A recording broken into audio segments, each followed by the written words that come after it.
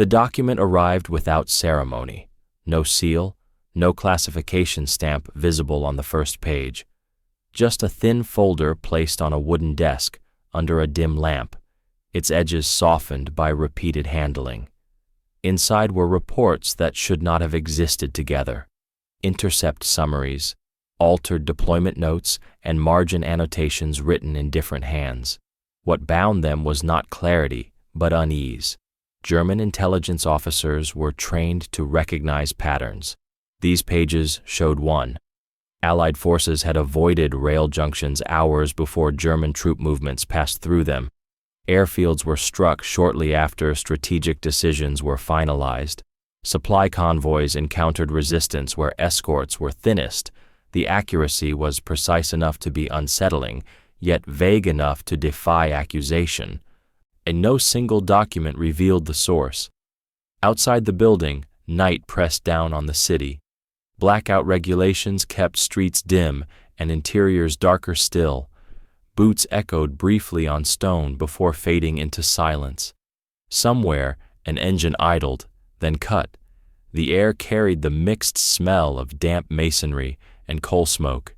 Civilians moved cautiously, pausing when patrols passed, resuming only when footsteps were gone.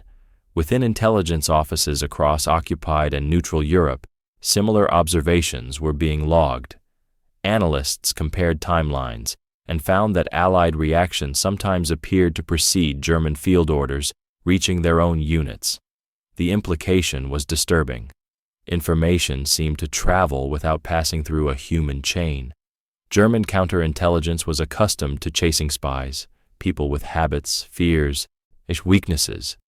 This case offered none. No courier had been arrested. No transmitter discovered warm. No interrogation produced even a fragment of confirmation. Each investigation ended not in contradiction, but in emptiness. Some reports began to describe the source obliquely, avoiding direct claims. Phrases appeared repeatedly: origin unclear, method unknown, no identifiable agent. The intelligence behaved as if collected by a person, yet no such person could be proven to exist. The files documented the effect without cause. Long before a name was ever suggested, before historians would debate its meaning, German intelligence confronted an impossible prospect: that Nazi Germany was being deceived by a spy who left no physical trace at all. The question confronting German intelligence was not framed in dramatic language. It appeared instead in cautious memoranda, phrased as uncertainty rather than accusation. How, officers asked, could Allied forces respond so consistently to German intentions without visible penetration of command structures? The issue was not whether information was leaking, but how it was escaping detection entirely. Analysts within the Abwehr assembled timelines across multiple theaters. Rail schedules, air operations, and troop redeployments were laid side by side with Allied reactions. The correlations were unsettling. In several cases, the operational adjustments by the enemy occurred within hours of German planning conferences. The speed exceeded what conventional espionage networks were thought capable of achieving. Standard explanations were tested and discarded. Radio interception was considered, but German cipher systems had been recently revised. Captured agents were interrogated again, their statements rechecked against new data. None had access to the level of information now appearing compromised. Even internal leaks seemed insufficient to explain the breadth of exposure. The most troubling feature was consistency. Intelligence failures often produce chaos, contradictions, false alarms, misinterpretations. This pattern showed coherence. Allied responses aligned across fronts, suggesting centralized assessment rather than scattered luck. Therefore, German counterintelligence, that implied a methodical process operating beyond their view. Outside these deliberations, the war pressed on with mechanical regularity. Patrols changed shifts at fixed hours. Typewriters clacked in offices heavy with tobacco smoke. Couriers moved through corridors carrying sealed folders, careful not to linger. The machinery of control functioned as designed, yet its outputs were being anticipated elsewhere. Gradually, a speculative question entered internal discussions, never formally endorsed, but quietly circulated. What if the intelligence was not being stolen directly from German sources at all? What if it were being reconstructed from fragments, public information, diplomatic gossip, press reports, assembled with exceptional discipline? Such methods were known in theory, but rarely credited with decisive impact. This possibility challenged assumptions about espionage itself. It suggested that no single spy needed to exist, only a system capable of turning ordinary information into strategic foresight. The enemy, in that case, would not be hidden behind false papers or secret radios, but dispersed across routine life. For German intelligence, the mystery sharpened into a single, disquieting question. Were they hunting a person or confronting an intelligence apparatus that functioned without one? The search for an explanation gradually shifted away from German territory and toward neutral ground. Switzerland remained officially neutral throughout World War II, a status that allowed it to function as a diplomatic and commercial crossroads while the rest of Europe burned. Its neutrality did not prevent espionage, it concentrated it. Cities such as Bern, Geneva, and Lausanne hosted embassies, press bureaus, refugee organizations, and financial offices. Diplomats crossed paths with journalists. Businessmen shared cafes with couriers who carried documents that could not be searched. Information moved quietly, legally, and constantly. Daily life in these cities retained an appearance of calm. Trams ran on schedule. Shops displayed modest goods limited by wartime shortages. At street level, the smell of roasted coffee mingled with damp stone after rain. At night, lamps cast muted halos on pavements, their light softened by mist drifting in from nearby lakes. Blackout curtains were common, though less strictly enforced than in belligerent nations. Within this environment lived an ordinary civilian whose name appeared in no German intelligence file. He was a middle-aged translator and researcher, employed intermittently by foreign correspondents and visiting delegations. Such work was common in Switzerland, where multilingual ability was both practical and necessary. He lived alone in a small rented apartment above a print shop. The stairwell smelled of ink and machine oil. His routine was predictable: morning walks to purchase newspapers, hours spent reading and annotating articles, occasional short meetings in public cafes. He avoided political discussion and kept no visible affiliations. To neighbors, he was unremarkable, quiet, punctual, forgettable. Yet his position placed him at the intersection of multiple information streams. Newspapers from Berlin, London, Rome, and Stockholm were readily available in Switzerland. Foreign journalists exchanged rumors and partial confirmations. Diplomatic conversations, though guarded, often revealed priorities through omission as much as speech. German intelligence maintained observers in these same spaces. Officers operating under commercial or diplomatic cover monitored cafes, hotels, and press circles.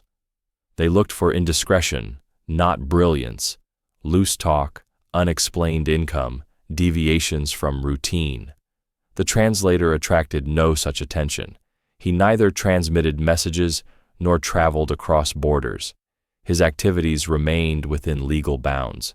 What distinguished him was not action, but discipline. He collected fragments of information without appearing to seek them, assembling nothing in public, discarding nothing carelessly. And if German intelligence was being deceived by a source that left no physical trace, it would not be found in dramatic acts or clandestine meetings. It would exist quietly in a place where gathering information required only patience and where assembling it required no single illegal step. The first irregularities did not announce themselves as threats. They appeared as minor deviations in routine, small enough to be dismissed individually. German intelligence officers stationed in Switzerland noted that Allied press predictions occasionally aligned too closely with internal German concerns. Headlines hinted at future pressure points before those points were publicly relevant. At first, this was attributed to coincidence. In cafes frequented by foreign correspondents, conversations carried a peculiar confidence. When journalists spoke cautiously, yet their questions revealed awareness of issues not yet visible in official communiques. German observers noted the tone rather than the content, measured, restrained, but unusually precise. Such awareness suggested synthesis rather than access. The civilian translator moved through these spaces without drawing attention. He read newspapers methodically, comparing editions from different countries. He took notes, not on sensational headlines, but on small discrepancies, altered wording, delayed publications, omissions. These habits were unremarkable on their own. Many civilians tracked the war obsessively. What mattered was consistency. German counterintelligence began mapping information flows rather than individuals, which rumors spread first, which proved accurate, and where they surfaced initially. Yet patterns pointed repeatedly to neutral territory. Switzerland, with its density of press and diplomacy, emerged again, and againa. Observers noted that some Allied assessments mirrored conclusions that could be drawn from publicly available material. Rail traffic reports, weather forecasts, industrial output statistics, if assembled carefully. This was not theft, it was inference. German officers were unsettled by how much could be deduced without breaking laws or codes. Meanwhile, the translator's routines never changed. He did not meet the couriers. He did not frequent embassies. His movements followed the same paths each day, his interactions brief and superficial. Surveillance teams found nothing actionable. Reports ended with the same phrase, "No irregular behavior observed." Yet one detail persisted. And information that appeared fragmented in public discourse emerged elsewhere as coherent assessments. Someone was assembling the fragments. German intelligence could not prove who, only that the assembly was happening. The danger lay not in overt espionage, but in the quiet realization that secrecy was being undermined by its own byproducts. By the time suspicion sharpened, it no longer focused on acts, but on method. The threat was not a spy slipping through defenses, but a process operating in plain sight, one that German intelligence had no legal or practical means to shut down. German counterintelligence adjusted its approach. Instead of searching for transmitters or couriers, analysts began tracing conclusions backward. They examined Allied assessments that had proven accurate and dismantled them into their component assumptions. Each assumption was then matched against information that could plausibly have been available in neutral territory. This work was slow and unglamorous. Officers sat at long tables covered with newspapers, shipping notices, weather reports, and industrial statistics. Cigarette smoke hung low beneath desk lamps. Pencils scratched quietly as figures were recalculated. The realization took shape gradually.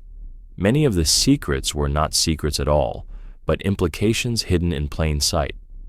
Rail traffic changes, for example, were often preceded by subtle indicators: fuel shortages, repair notices, regional press items mentioning delays. When assembled carefully, these fragments suggested future bottlenecks. German planners treated such details as background noise. Someone else treated them as signals.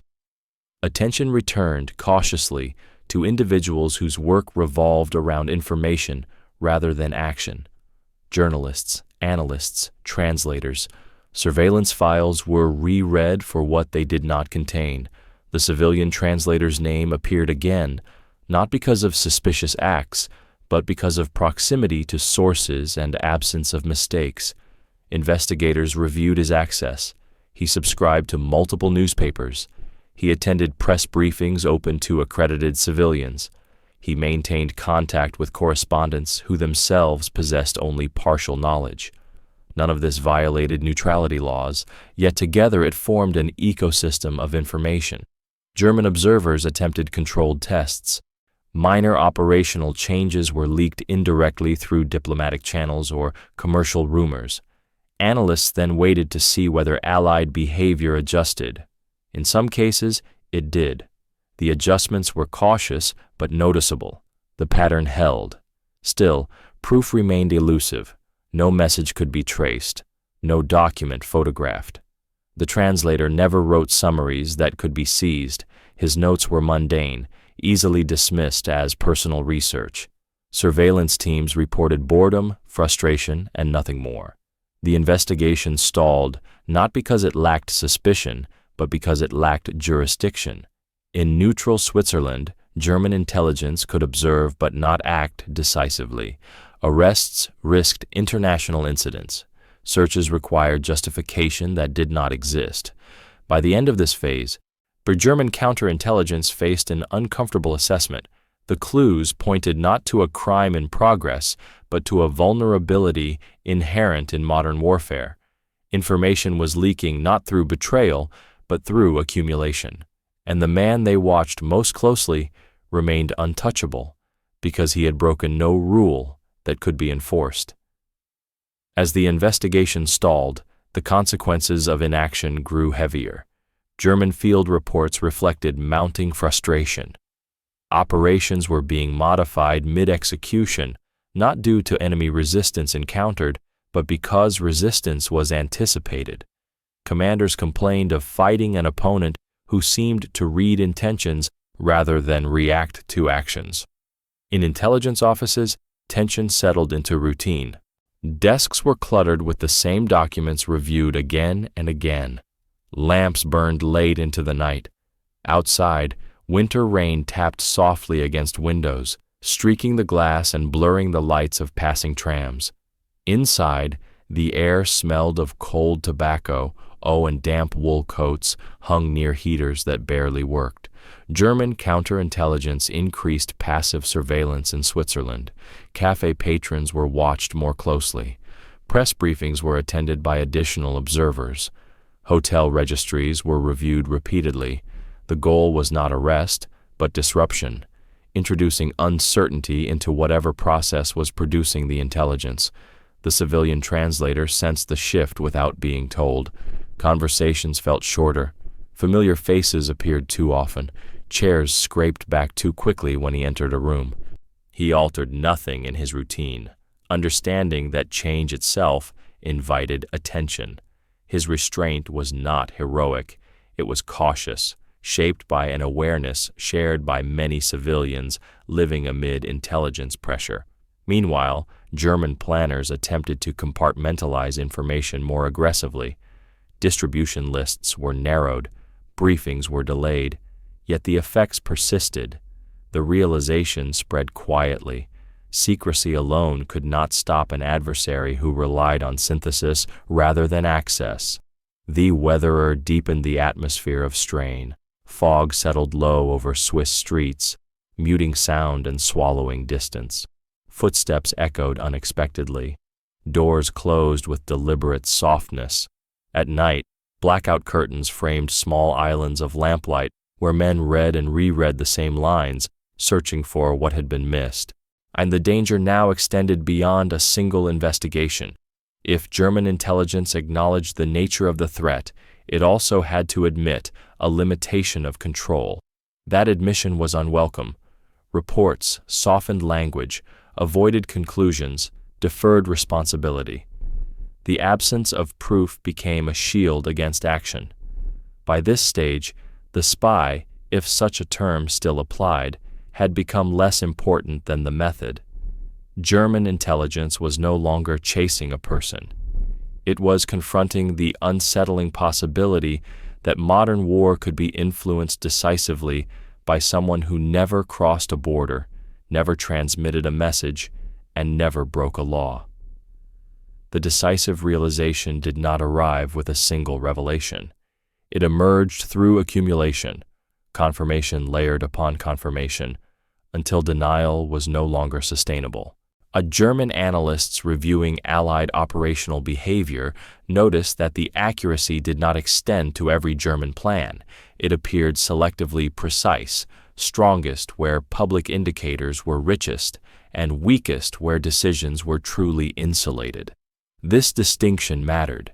It suggested that the enemy was not accessing confidential documents, but assembling forecasts from observable systems. Rail capacity, fuel allocation, industrial output, weather constraints, and political signaling were being fused into predictive assessments. The intelligence resembled analysis rather than espionage.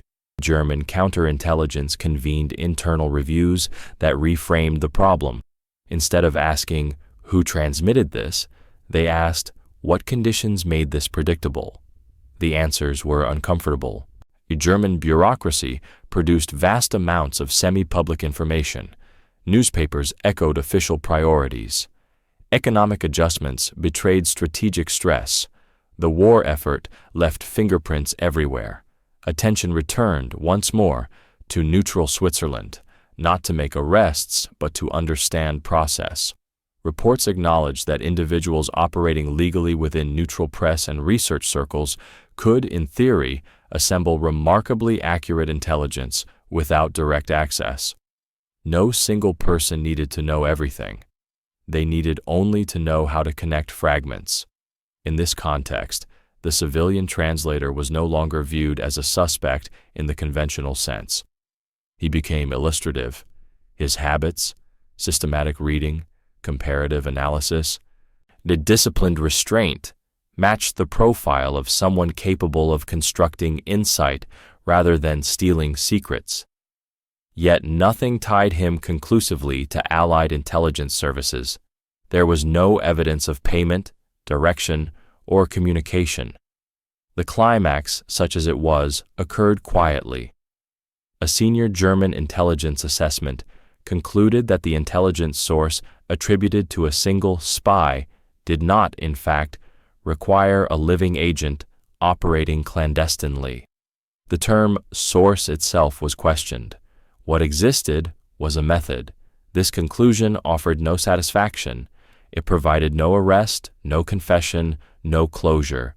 It merely clarified why the hunt had failed. German intelligence had been searching for a person where none needed to exist. The deception was structural, not personal. Outside the offices where this understanding took shape, then the war continued. Trains moved, radios crackled, civilians walked familiar routes under dim lights. Nothing in the physical world marked the moment of realization. Yet within intelligence circles, a quiet acknowledgement settled. The most damaging spy they faced was not hidden in shadows, but dispersed across ordinary information, assembled by discipline, patience, and restraint. In recognizing this, German intelligence confronted a truth that could not be countered by force or surveillance. The spy who had deceived them did not live, could not be arrested, and would leave no body behind, only consequences. The recognition of the method altered little on the surface of the war, but it reshaped how intelligence professionals understood its invisible mechanics. German command structures continued to function, orders continued to be issued, and secrecy continued to be enforced. Yet an unspoken awareness settled in.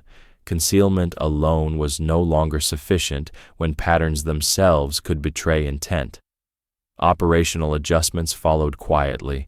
Some German planners attempted to reduce informational footprints, delaying public announcements, restricting industrial reporting, altering routine schedules. These measures offered limited relief. The modern state could not fully hide its own logistics without crippling itself. The very systems that sustained the war generated signals that could be read by a disciplined observer. Allied intelligence, for its part, never publicly claimed responsibility for such methods during the war. The value of the process lay in its deniability. By appearing omniscient without revealing sources, Allied planners encouraged German countermeasures that often wasted time and resources. Confusion became a secondary weapon. The broader significance lay in precedent. This was not the triumph of a single agent or daring infiltration. It was an early demonstration of analytical intelligence, what later generations would recognize as systematic synthesis of open information. During the war, this approach existed in fragments, practiced quietly and without a formal doctrine. For German intelligence, the outcome was deeply unsatisfying. There was no corrective arrest, no network to dismantle. Reports concluded with recommendations rather than resolutions. Responsibility diffused upward and outward, absorbed by the scale of the conflict itself. The enemy advantage remained real, yet intangible. On the ground, soldiers experienced the effects without understanding the cause. Units arrived to find defenses prepared. Operations stalled against resistance that seemed anticipatory. Morale suffered not from defeat alone, but from uncertainty, an enemy who appeared to know too much, too soon. In neutral Switzerland, life continued unchanged. Cafes reopened each morning. Newspapers were stacked neatly on stands. Civilians pursued their routines under watchful but restrained surveillance. The translator remained one figure among many, indistinguishable from others who read, listened, and thought carefully. History would not mark his door or record his name with certainty. The outcome of this intelligence episode was therefore not a decisive turning point, but a quiet shift in understanding. It demonstrated that in modern war, yet power did not reside solely in secrets stolen, but in meaning extracted. The deception of Nazi Germany was achieved not by a spy slipping through defenses, but by a method that turned visibility itself into vulnerability. When the war ended, the files were closed without ceremony. German intelligence archives were seized, scattered, or buried under the administrative collapse of the Reich. Among them were assessments that hinted at the problem they had never solved, reports describing intelligence failures without culprits, outcomes without perpetrators. These documents attracted little attention amid the scale of post-war reckoning. In the immediate aftermath, Allied intelligence agencies focused on captured technology, interrogations, and exposed networks. Analytical methods that relied on synthesis rather than espionage received less recognition. They left fewer traces, fewer names to celebrate or condemn. The absence of a visible agent made the story easy to overlook. Switzerland returned to the margins of popular wartime narratives. Its role as an intelligence crossroads was acknowledged in specialist histories, but rarely explored in detail. Civilians who had lived amid overlapping information flows resumed ordinary lives. Those who had assembled insights from fragments did so without medals or formal acknowledgement. Silence protected them as effectively after the war as it had during it. Over time, intelligence theory evolved. Analysts formalized methods that resembled what had occurred quietly during the conflict: systematic evaluation of public data, economic indicators, logistics, and political signals. What had once seemed unsettling became institutionalized. The spy who never lived was no longer an anomaly. The method became standard practice. For historians, the episode remains elusive. It resists simple narrative. There is no dramatic arrest to anchor the story, no decisive confrontation. Instead, it survives as a case study, a reminder that intelligence history is not always shaped by daring acts, but by disciplined observation. The legacy lies in a lesson learned too late by Nazi Germany and absorbed slowly by others. Secrecy can protect information, but it cannot erase patterns. Control can suppress voices, but it cannot silence systems. In a world saturated with data, the most effective intelligence may come not from hidden sources, but from those who listen carefully to what is already being said. And the spy who deceived Nazi Germany left no name to remember. He left no grave, No confession, no photograph. What endured was the method, quiet, lawful, and devastatingly effective. It proved that in modern war, the most dangerous intelligence advantage might belong not to those who steal secrets, but to those who understand them.